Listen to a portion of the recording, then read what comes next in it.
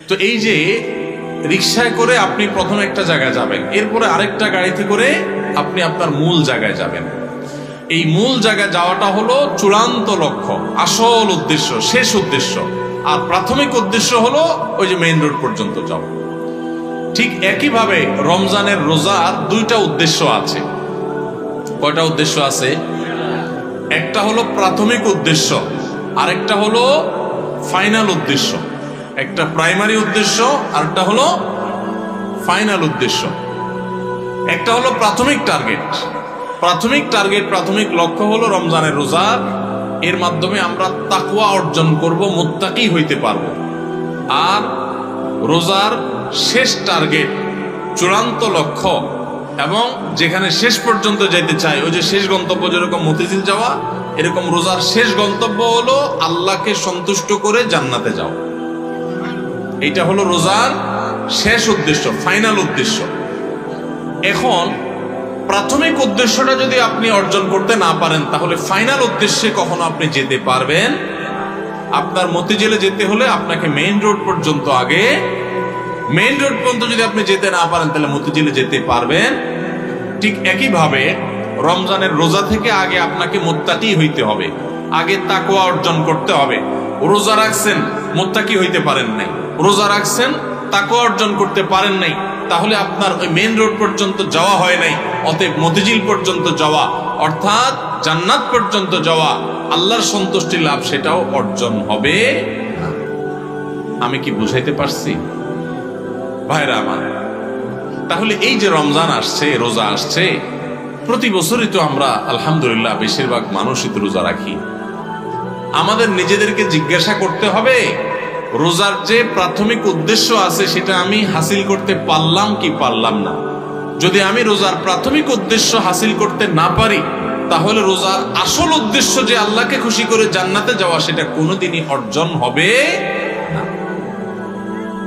এবার তাহলে আমাদের হিসাব মেলাইতে হবে যে রোজা রাখার পর আমি মুত্তাকি হইতে পারছি কিনা। আসেন একটু আমরা হিসাব মেলানোর চেষ্টা করি ভাইরা আমার। রমজানের রোজা রেখে আপনি যদি অন্যায় কাজ ছাড়তে পারেন, গুনাহের কাজ ছাড়তে পারেন, পাপের কাজ ছাড়তে পারেন, আল্লাহর সমস্ত আদেশগুলো মেনে চলতে পারেন, আপনি রোজাদার। রমজানের সম্মান, রমজানের মর্যাদা রক্ষা যদি আপনি করার চেষ্টা করেন, তাহলে বুঝতে হবে আপনার ভিতরে ওই যে তাকওয়া, আল্লাহর ভয়ে, আল্লাহর নির্দেশ মানা, আল্লাহর নিষেধ থেকে বেঁচে থাকা, এই চেতনা আপনার মধ্যে একটু একটু করে জাগতেছে। এরপরে পুরো মাস রোজা থাকার পর রমজান শেষে যদি আপনার কাছে মনে হয় যে আপনি মাশাআল্লাহ কিছু গুনাহ ত্যাগ করতে পারছেন, আপনি আগে ধূমপান করতেন, আপনি রমজান মাসে যেহেতু রোজার দিনে সারাদিন আপনি ধূমপান করতে পারেন না, আবার রাতে 6-7 ঘন্টা ঘুমায় থাকেন, 1 ঘন্টা তারাবিতে চলে যায়, তাহলে গড়ে 19-20 ঘন্টা বা 17-18 ঘন্টা, 19 ঘন্টা 20 ঘন্টা আপনি এঙ্গেজ থাকেন। চাইলেও ধূমপান করার সুযোগ নেই। 13-14 ঘন্টা রোজা রাখলেন, 6-7 ঘন্টা ঘুমায় থাকলেন, সেহরি সহ আপনার তারাবির নামাজ সহ 5 ওয়াক্ত নামাজ মিলায়া, সব মিলায়া আপনার প্রায় 19-20 ঘন্টা ধরে আপনি এমনিই, আপনি চাইলেও বিড়ি সিগারেট খাওয়ার সুযোগ নেই। তাহলে আর বাকি থাকে 4 ঘন্টা 24 ঘন্টার মধ্যে। তাহলে রমজান মাসে আপনি যদি এই 4টা ঘন্টা কষ্ট করে জিম খিসে থাকতে পারেন, তাহলে 1 মাসেই আপনি চাইলে এই বদভ্যাস ত্যাগ করতে পারেন। ভাইরা আমার, অনেক খারাপ জিনিস আছে, অনেক হারাম জিনিস আছে, যেগুলো চাইলেই কিন্তু আমরা ত্যাগ করতে পারি এই রমজান মাসে।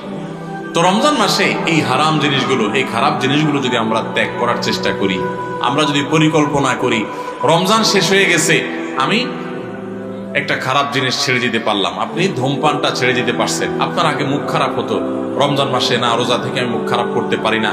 রোজা আসছে আমাকে ভদ্র বানানোর জন্য, রোজা আসছে আমাকে নেককার করার জন্য, রোজা আসছে আমাকে মুত্তাকি বানানোর জন্য, রোজা আসছে আমাকে নামাজি বানানোর জন্য, রোজা আসছে আমার মুখটাকে সংযত করার জন্য, কন্ট্রোল করার জন্য, আমার চোখটাকে কন্ট্রোল করার জন্য। আমি হারাম জিনিস দেখবো না, খারাপ জিনিস দেখবো না। রোজা আসছে আমাকে ট্রেনিং দেওয়ার জন্য। এই শিক্ষা যদি রমজানের রোজা থেকে আপনি নিতে পারেন, আর রমজান মাস শেষে আপনি যদি চোখে আঙ্গুল দিয়ে দেখাতে পারেন, নিজের বিবেকের কাছে উত্তর দিতে পারেন যে রোজার মাস রোজা রেখে, রমজান মাস আমি সিয়াম সাধনা করে, তাকওয়া চর্চা করে আমি অমুক বদভ্যাস ছাড়ছি, অমুক খারাপ কাজ ছাড়ছি, অমুক ভালো কাজটা ধরছি, আগে নামাজ নিয়মিত পড়তাম না, এখন 5 ওয়াক্ত নামাজ শুরু করছি। যদি রমজানের পরেও এগুলো আপনি ধরে রাখতে পারেন, তাহলে আপনি আল্লাহর শুকর আদায় করবেন যে আপনার রোজা আল্লাহর কাছে কবুল হয়েছে। এবং কবুল হয়েছে দেখে আল্লাহ আপনাকে রোজার মাধ্যমে ভালো কাজ করার তৌফিক দিচ্ছেন, খারাপ কাজ থেকে বাঁচার তৌফিক দিচ্ছেন। ভাইরা আমার, এই জন্য এই বছরের রমজান আসার আগে, রোজা শুরু হওয়ার আগে আসেন আমরা একটু প্রতিজ্ঞা করে নিই যে আমাদের রোজাগুলো হবে রোজার উদ্দেশ্য যেন আমি হাসিল করতে পারি। সেজন্য ভাইরা আমার, আপনি রিক্সা উঠলেন, মেইন রোডে যাবেন, তারপরে আপনি মতিঝিল যাবেন। আপনি মেইন রোডে যাবেন এই জন্য রিক্সা উঠছেন, ঠিক আছে, কিন্তু রিক্সা কোনো কারণে পাঞ্চার হয়ে গেছে। এই পাঞ্চার হওয়া রিক্সা আপনি বসে আছেন, আপনি আর যান নাই, আপনি আরেক রিক্সা উঠেন নাই, আপনি ফেরত চলে আসছেন, তাহলে আপনি কখনো মতিঝিল যাইতে পারবেন না। রমজান মাসে রোজা রাখার পর একটা গুনাহ হয়ে গেছে, এটা হলো চাকা পাঞ্চার হওয়ার মতো, সামনে আগাইতে পারলেন না। তাকওয়া চর্চা করার কথা, গুনাহ এবং হারাম কাজ ছাড়ার কথা, বদভ্যাস ত্যাগ করার কথা, কিন্তু আপনার ত্যাগ করতে পারেন নাই। তাহলে আপনি ওই যে চাকা পাঞ্চার হয়ে যাওয়ার মতো থেমে থাকবেন না, আরো সামনে অগ্রসর হবেন, আরো শক্তিশালীভাবে অগ্রসর হবেন। ভাইরা আমার, জীবনটা খুব সীমিত বাবারে, অনেক সংক্ষিপ্ত জীবন, দেখতে দেখতে জীবন পার হয়ে যায়। যারা বয়স 30-40 হয়ে গেছে বা আরো কম বেশি আছে, একটু চোখটা বন্ধ করে শৈশবকে একটু চিন্তা করেন, দেখবেন কদিন আগে আপনি ছোট বাচ্চা পোলাপানের মতো হাঁটাহাঁটি করছেন। এই যে পোলাপান ছুটাছুটি করতেছে, এদের মতো কয়দিন আগে আপনি ছিলেন। দেখতে দেখতে 40, 50, 60, 70, 80 বছর জীবন অনেকের পার হয়ে গেছে। বাকি যে কয় বছর আছে এটাও দেখতে দেখতে চলে যাবে। সব পড়ে থাকবে, আপনার ব্যবসা বাণিজ্য, আপনার সংসার, আপনার ঘরবাড়ি, আপনার দোকানদারি, ভাইরা সব থেকে যাবে। শুধু আপনার সাথে আপনার আমলগুলো যাবে, আপনার আমলগুলো যাবে। নেক আমল করবেন তো অনন্ত অসীমকালের জান্নাত, আর বদামল করবেন অনন্ত অসীমকালের জাহান্নাম। ভাইরা আমার, সেজন্য রমজান আসছে আমাদেরকে পরিশুদ্ধ করার জন্য, আমাদের মুত্তাকি বানানোর জন্য। ভাইরা আমার, রমজানের রোজা কিন্তু আমাদের সাথে কথা বলে, আমরা বুঝি না কি কথা বলে, বলবো ভাইরা আমার। রমজানের রোজা আমাদেরকে বার্তা দেয়, মেসেজ দেয়। কি মেসেজ দেয়, কি বার্তা দেয়? রমজানের রোজা বলে যে দেখো, তুমি আমাকে ধারণ করে, অর্থাৎ রোজা রেখে সিয়াম পালন করে তুমি খাও না, পান করো না, যৌনাচার করো না। কেন করো না? আল্লাহর ভয়। সিয়াম শব্দর মানে, আমরা সিয়াম বলতে রোজা বলি, সওম বা সিয়াম এটা হলো হাদিসের ভাষা, কোরআনের ভাষা। এই সওম বা সিয়াম শব্দের অর্থ কি আমরা জানি? সওম বা সিয়াম শব্দের অর্থ কেউ বলতে পারবেন? বিরত থাকা, সঠিক উত্তর। সওম বা সিয়াম শব্দের অর্থ কি ভাই? বিরত থাকা। তার মানে সওম বা সিয়াম বা রোজা এটা আমাদেরকে বিরত থাকা শিখায়। কিভাবে বিরত থাকা শিখায়? আপনি রোজা রাখছেন, খুব ক্ষুধা লাগছে, খানাও আছে। রোজা রাখছেন, খুব পিপাসা লাগছে, আবার খানাও আছে, পানিও আছে সামনে।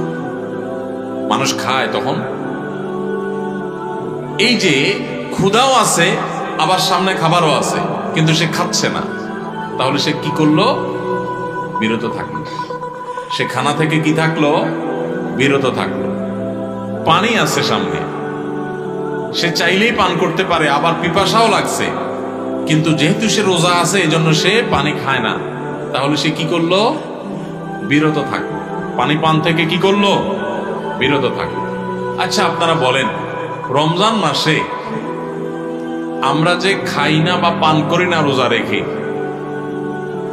আমাদের বাসা যে খাবার থাকে হালাল খাবার, কোনো চোরাই টাকা দিয়ে কিনা না, রতের কামাই করা, পরিশ্রম করে উপার্জন করে আপনি কামাই করছেন, সে কামাই করা টাকা আর খাবার আপনার ঘরে আছে। আপনি এক বোতল পানি দোকান থেকে কিনে আনছেন, সম্পূর্ণ হালাল। কিন্তু এই হালাল খানাটা পর্যন্ত রমজান মাসে দিনের বেলায় খাওয়া যাবে কি যাবে না? রোজা রেখে এই হালাল খানাটাও খাওয়া। যেই রমজান মাসে আল্লাহ তাআলা দিনের বেলায় হালাল খানাটা পর্যন্ত খাওয়া নিষেধ করে দিয়েছেন, তাহলে সেই রমজান মাসে রোজা রেখে আপনি যদি মিথ্যা কথা বলেন, হারাম কথা বলেন, গালিগালাজ করেন, অশ্লীল কথা বলেন, মন্দ কথা বলেন, মিথ্যা কথা বলেন, তাহলে সেটা কত বড় জঘন্য অপরাধ হতে পারে আপনি চিন্তা করেন। যে রমজান মাসে দিনের বেলায় হালাল খানা পর্যন্ত আল্লাহ তাআলা সেখান থেকে বিরত থাকতে বলছেন, তাহলে হারামগুলো থেকে বিরত থাকার গুরুত্ব কত বেশি। রমজানের রোজা আমাদেরকে বলে, দেখো তুমি যখন ক্ষুধার্ত থাকো রোজা রেখে, তোমার সামনে খাবার থাকে তবুও তুমি খাও না। তোমার যখন পিপাসা লাগে, তোমার সামনে পানি আছে তারপরও তুমি খাও না। এমনকি মানুষের সামনেও মানুষ রোজা রেখে খায় না, আবার মানুষের চোখের আড়াল হলেও রোজা রেখে কেউ চুরি করে খায়? ইচি পোলাপান তো খাইতে পারে, তাও খায় না মনে হয়, পোলাপানও খায় না, তাই না? যে লোকটা সবার সাথে চিটারি বাটপারি করে, কথায় কথায় মিথ্যা কথা বলে, সেই লোকটাও যদি রোজা রাখে তো দেখবেন কষ্ট হয়।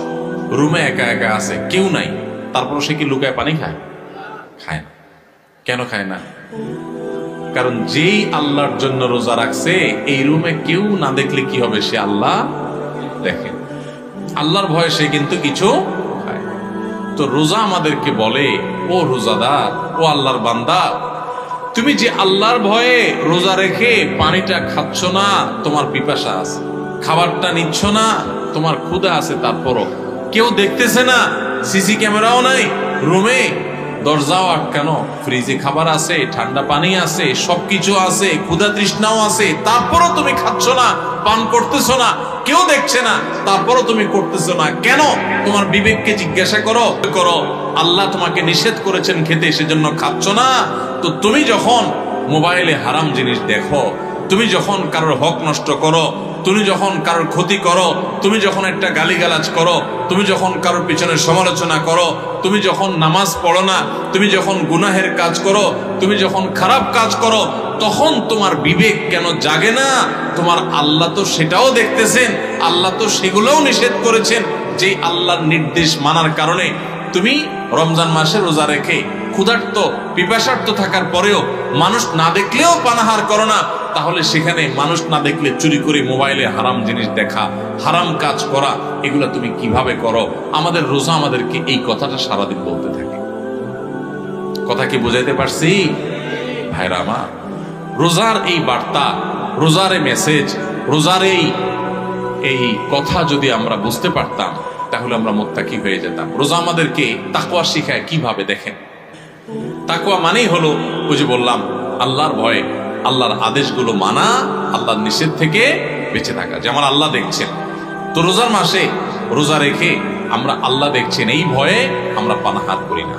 রোজার শিক্ষা নিয়ে আমি সকল হারাম কাজ করার সময় এরকম মনে থাকবে যে কেউ না দেখলেও আমার আল্লাহ ঠিকই দেখতেছে, অতএব আল্লাহর ভয়ে আল্লাহ নিষেধ করেছেন এই কাজটা আমি করব না। এটাই হলো রোজার শিক্ষা। ভাইরা আমার, রোজার এই শিক্ষা যদি আমরা গ্রহণ করতে পারি, আমরা যদি মুত্তাকি হইতে পারি, তাহলে রোজা সার্থক। আর যদি সেটা না পারি, তাহলে এই রোজা সার্থক না। এই রোজার উপকারিতা আমরা পাইলাম না। এই রোজা আমাকে মেইন রোড পর্যন্ত নেয় নাই, এই রোজা আমাকে মুত্তাকি বানাই নাই, যেই রোজা আমাকে ভালো মানুষ বানাই নাই, যেই রোজা আমাকে অন্যায় থেকে বাঁচাই নাই, এই রোজা আর উপবাস থাকার মধ্যে খুব বেশি পার্থক্য নেই।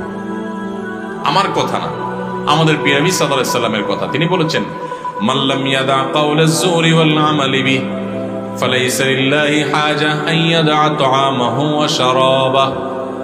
যে ব্যক্তি রোজা রেখে মিথ্যা কথা ছাড়লো না, মিথ্যা কাজ ছাড়লো না, দুই নম্বরই ছাড়লো না, চিটারি বাটপারি ছাড়লো না, এই ব্যক্তি উপবাস থাকায় আল্লাহর কোনো ঠেকা পড়ে নাই। তার মানে তার রোজা থাকা উপবাস থাকার মতো। এই জন্য ভাইরা, রোজা রেখে সমস্ত অন্যায় কাজ ছাড়বো তো ইনশাআল্লাহ। আল্লাহ আমাদের সবাইকে তৌফিক দান করুন।